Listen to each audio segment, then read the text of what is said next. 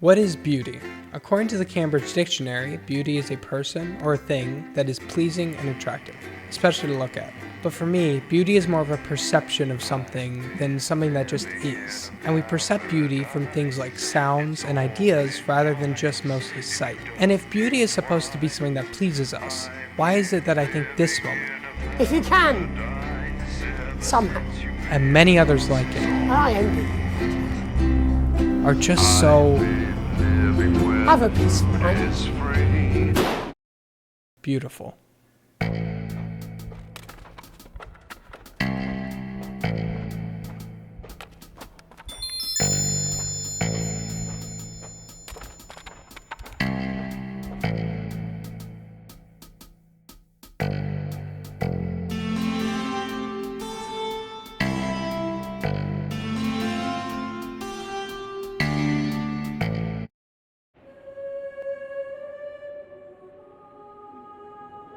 So what is it that makes a sight beautiful? When you think of something beautiful, you may think of a sunrise, a field of flowers, the night sky, etc. Our brains like symmetry and patterns, so the sight of a sunset hitting the horizon is perfectly beautiful. Another thing that makes sunsets so pretty is their briefness. But a thing isn't beautiful because it lasts. The sunset is beautiful because it doesn't last. That is why it is so much more beautiful to us when we see it in person than if we see it online or in a picture. One last thing to briefly mention is scale. The sun is so much bigger than we can imagine. The scale brings another beautiful factor to the sight.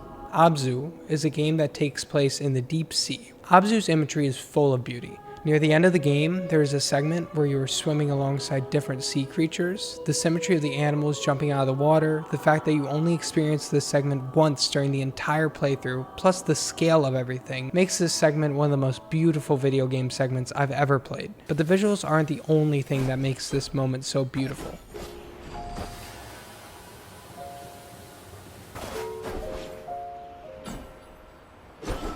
Music is the first thing that most of our brains go to when thinking of beautiful sound.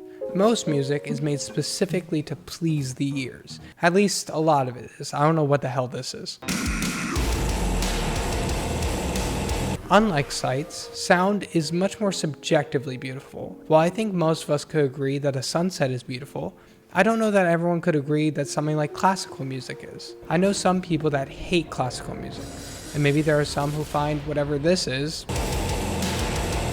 beautiful. But I could agree that something that isn't pleasing to the ears can be beautiful. While games like Abzu, Night in the Woods, and Donut County have beautiful soundtracks, other games like Little Nightmares, Ludo, and Playdead's Inside use sound design to their advantage. Take this section from Inside, for instance. Even though Inside is unrealistic in many ways, you can still feel so immersed due to the sound design. Everything feels bigger than it is, like there is a whole narrative that you don't get to explore during the game. Without the sound design, it's hard to feel the impact of the section. And of course, a thing isn't beautiful because it lasts. Yet this moment was only a couple minutes long, it stuck with me long afterwards. Things that don't last can stick with you, and I think that is beautiful. And what stuck with me the most in Playdead's Inside, it wasn't the sights, it wasn't even the sounds, it was the narrative.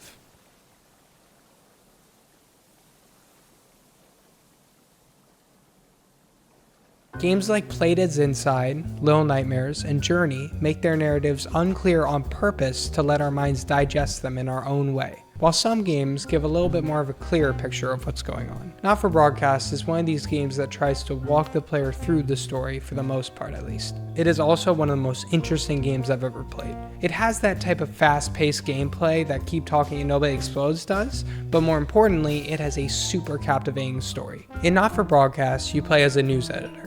You must make quick decisions deciding what to censor, what to show, and what not to show. It gives you this creative freedom to show what you want, and that affects the world around you. In fact, one of the coolest things about Not for Broadcast is that if you do something to change the news, you can see some consequences outside the window in the editor's office. In the first few broadcasts, you start to learn about this governmental power called advance. And through broadcasts and dialogue between you and your family, you start to learn more about the corruption behind Advance. This next section features a potentially controversial guest, and Mars may request some censorship if he goes too off topic. The decisions you make during broadcast affect Advance's outlook to the public, thereby also affecting your personal life in the game. But you aren't the only one who is being affected by Advance. You can tell that throughout each broadcast, the news anchor, Jeremy Donaldson, is getting more and more fed up with the news. Through behind-the-scenes footage... How's the weather there? It's absolutely glorious, Jeremy. Thank you for asking. Are you fucking kidding me? and the way he speaks on air, There's going to be a quiz. Presumably because there's nothing more important going on that you might like to report on if you were, say, a news program. you can tell he just doesn't care anymore. And all this tension climaxes to one of my favorite gaming segments of all time. 1 minute back. Well, that was stupid, even for you. I don't care. This section is beautiful, and it doesn't even use visuals that much to help it be what it is. It is from the narrative and the sound design that we get this work of art. This broadcast starts out as normally as any other broadcast does. As it goes on though, you can see that Jeremy is getting increasingly fed up. And after that, I'll be asking my own thumb what it thinks about the global financial situation, as well as what 3 members of the general public think about how a nuclear reactor might work. He hints that this is going to be the day that he quits when talking behind the scenes to his co-worker Jenny. It's 200 fucking degrees in here, and I can't do this anymore. You say this every Friday. I've done something. What do you mean? Jeremy? My mic is still on. After a certain interview between a group of misfits that talk about how Jeremy's a puppet to the national nightly news, If this isn't live television, then what is it? Fuckfest of propaganda masquerading as journalism.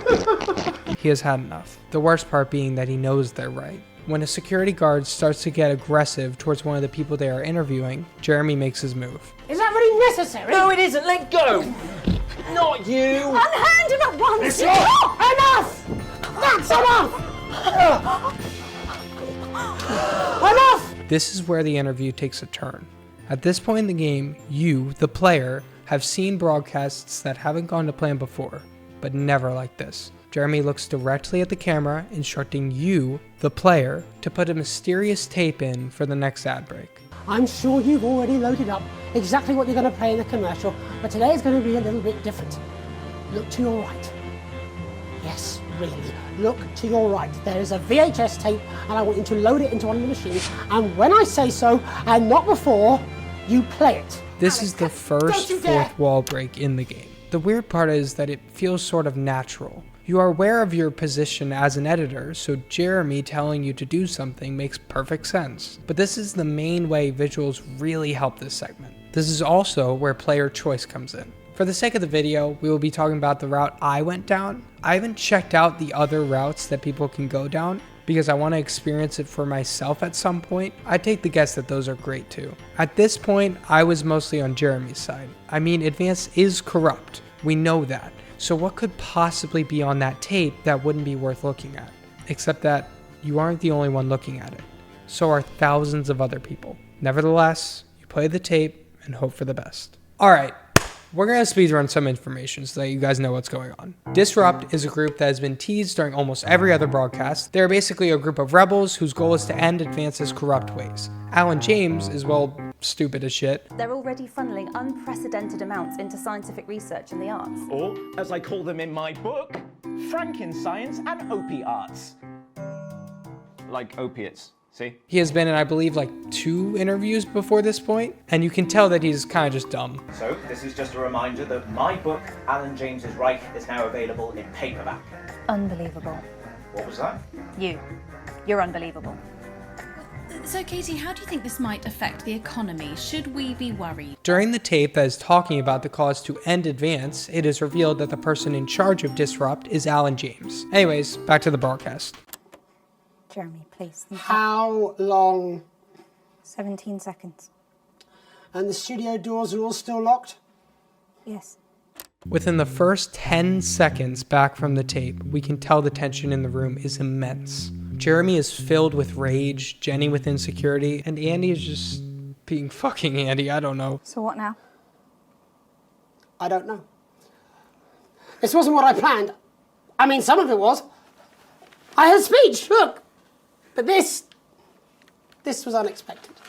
This isn't what Jeremy wanted. We know Jeremy wanted to quit and talk about how the news isn't what it used to be, but not in this way. This is the game's way of trying to get us on Jeremy's side, or at least to understand it. So what now, Jeremy?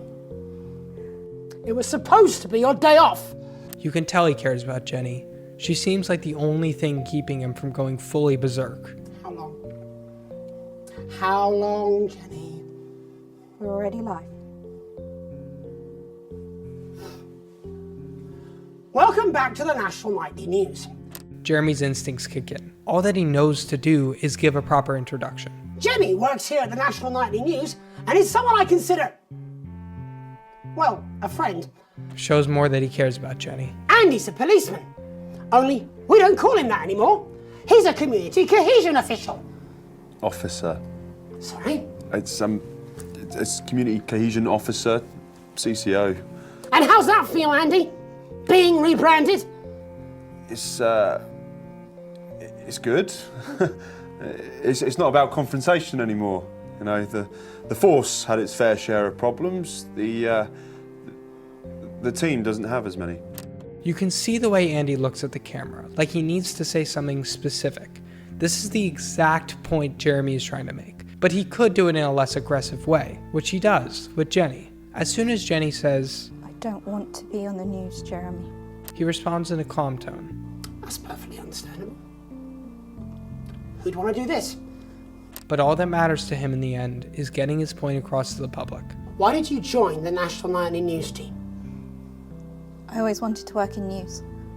Yes, but why specifically this program? The National Nightly News. It was the news everyone trusted. Is. Do you really want to quibble semantics at gunpoint? Is there something else you'd rather discuss? Well, there is the great big Alan James-sized elephant in the room you seem to be ignoring. Jeremy didn't know that Alan James was going to be on that tape. This belittles the credibility of Disrupt, seeing as Alan James isn't trusted and Jeremy didn't even know it was going to be him on the tape. This all makes it so that there's a struggle between whether you agree with Jeremy or not. Obviously this wasn't the way to do it, but at the same time, he is making a valid point. After all, it's about the message, not the messenger. After Jeremy went back to talking about how there was something deeply wrong. Andy, your turn. Make yourself fucking useful. How many people have you brought in for consultations just because they weren't carrying or didn't have team membership cards? Oh, well, there's other forms of identification that we will accept. For how long? We're just here to help. Then why do you need these? This is where the broadcast takes a turn again. Jeremy is getting more aggressive. His hand isn't just holding the gun, but his finger is on the trigger. He will stop at nothing to get his point across. Like, for instance, trying to get Andy to eat the news. You eat these cards with my notes on it, and you'll probably digest a fact. That'd be helpful, wouldn't it, Andy? Knowing a fact? What? I don't understand. Do you want my help, Andy? Yes, whatever you say, yes. Security are here, Jeremy. Eat it. What? Eat the fucking news, Andy, or I'll force it down your fucking throat. Jeremy, stop. Go on. Really? Eat it. Eat it, you fucking bully. Jeremy, stop. They will kill you. Please, don't make me watch that. This is powerful. This implies that the security is going to kill Jeremy, but I think she's talking about Advance here. Like Jeremy said, we're just here to help. Then why do you need these? They don't need guns unless they are planning on having to use them. Jenny knows Advance won't hesitate in eliminating Jeremy. This is also where the sound design comes in. The deep ambience that rises throughout the rest of the segment, with the occasional knocks on the door, creates so much tension in the room. You can put the card down now, Andy. You can go now. You too, Jenny. Fuck off over there. We're nearly done. He knows he's a dead man walking. It's time for him to take it into his own hands. This new regime of ours is so seductive. I understand that. But before we all hand off our freedoms, should we ask to whom we're handing them over? Advance is very good at making people want to join them, but the people who are joining don't know what they're joining into, because no one is informing them. That's what the news is for. Not for asking, whose shit is this? There's a cat backstage dressed as a fucking goalie, for Christ's sake. He's even got the little gloves. Then he addresses Alan James. That's why I arranged for you to see that broadcast in the last break. I didn't know it was going to be him, but I guess that just about sums it up. We are all up Ship Creek with a paddle made of Alan fucking James. He's right. It's Alan James, because of course it is. Christ, it's also fucking pointless. He's giving up, and it is at this point where I, the player, did too. This was the first time I put down my controller during the entire segment. Hell, during the entire game. I was going to quit tonight. Take a holiday. Try something else. Out of the limelight. Maybe try having a relationship. I hear they're nice. Never tried it. Jeremy Donaldson had not been happy, and the news didn't help him help other people. I loved the news. So what is beauty? And now, well... Well, I don't know exactly what it is, but I have some clues. I've tried my best to be honest with you, but this just isn't the news anymore. We don't only perceive beauty through our eyes. Sound, narrative, and much more can give us that same feeling. I've let you down. Most of all, beauty makes us feel something immense. My name's Jeremy Now! Donaldson. Do it now! That might be pleasure, joy, anger, grief, fear, vengeance, or dread. If you can, somehow.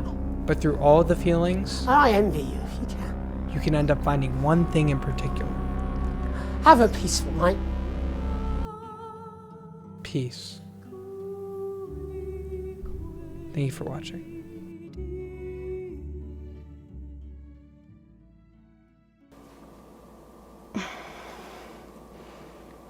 I'm trying to think of what Jeremy would say if he were here now. He was always sceptical of advance. Then I suppose he was always sceptical about everything. That's part of what made him so frustrating to work with and so brilliant.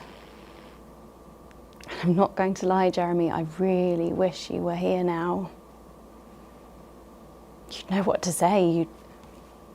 You'd know how to bring everyone together. And I don't think you'd be angry. I think you'd see that anger was the engine that brought us here. I think you'd want us to stop, to look around us at the people and things we're so very lucky to have, and to realise what a privilege it is just to be alive. I think you'd want us to spare a thought for those with loved ones who are abroad tonight. And I think you'd be worried about retaliation, but you wouldn't show it. You'd remind us that this country and its people endure. You'd remind us that despite the way you hated how it sounds, we are a team. And I think you'd ask us to go to our loved ones and be with them tonight. But I don't have the words that you had, Jeremy. None of us do. My name's Megan Wolfe. Let's make tomorrow better. And we're out. So,